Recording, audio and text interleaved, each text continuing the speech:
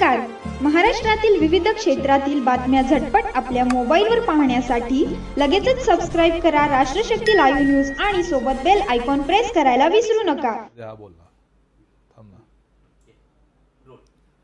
आज उपमुख्यमंत्री एकनाथ शिंदे मोहोळ दौऱ्यावर होते आणि त्यांनी भाषणाची सुरुवातच पंडित देशमुख या प्रकरणाने केलेली आहे. पुन्हा एकदा हे जे प्रकरण आहे ते टेबलावर येईल अशा पद्धतीचं वक्तव्य त्यांच्याकडून झालेलं आहे. हरीश साळवेंना ते कोर्टात उभा करू असं म्हणतायत.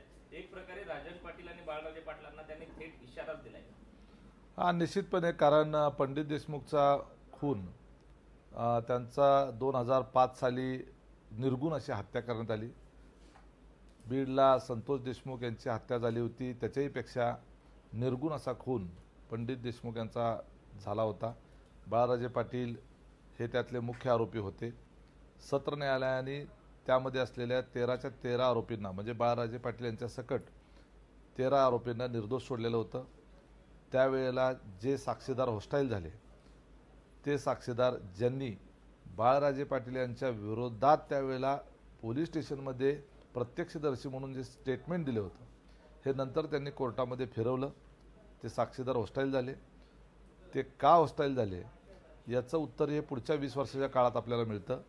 त्या संबंधित साक्षीदारांची आर्थिक प्रगती कशाच्या जीवावर झाली, संबंधित साक्षीदारांना कुठल्या बँकेतून कर्ज दिली गेली, संबंधित साक्षीदारांना कुणाच्या कारखान्यातून टेंडर दिले गेले, संबंधित साक्षीदारांना सोलापूरसारख्या शहरामध्ये मध्यवर्ती ठिकाणी कमर्शियल गाळे कसे काय मिळाले, हे आपण त्या ठिकाणी त्या चौकशीमध्ये घेतलं पाहिजे. आणि या आधारे राज्य सरकारने हायकोर्टमध्ये जे अपील दाखल केलेलं आहे, ते अपील अजूनपर्यंत 20 वर्ष झालं बोर्डावरच येत नाही. ती सुनावणीच त्या ठिकाणी लागत नाही. यामध्ये कुठली यंत्रणा काम करते आहे, कोण या लोकांना मदत करते आहे. 20-20 वर्ष केस जर पेंडिंग राहत असेल तर या संदर्भामध्ये निश्चितपणे काही ना काही प्रशासकीय यंत्रणेमध्ये काहीतरी त्या ठिकाणी मॅनेज करून केस पुढे ढकलण्याचं काम चाललं आहे का, हे सुद्धा त्या ठिकाणी बघण्याची आवश्यकता आहे. एकनाथ शिंदे साहेबांनी चुकीला माफी नाही असं सांगितलं आणि ज्या शिवसैनिकांनी या शहरामध्ये आणि शिवसेनेसाठी बलिदान दिलं, त्याचा निश्चितपणे बदला घेतला जाईल अशा पद्धतीचं वक्तव्य उपमुख्यमंत्री आणि शिवसेनेचे पक्षप्रमुख यांनी मोहोळ शहरामध्ये आज प्रचारसभेच्या निमित्तानं आल्यानंतर केलं. मी निश्चितपणे त्या विषयाचं स्वागत करतो. आमची एकट्याची नव्हे, संपूर्ण मोहोळ तालुक्याची ती मागणी आहे.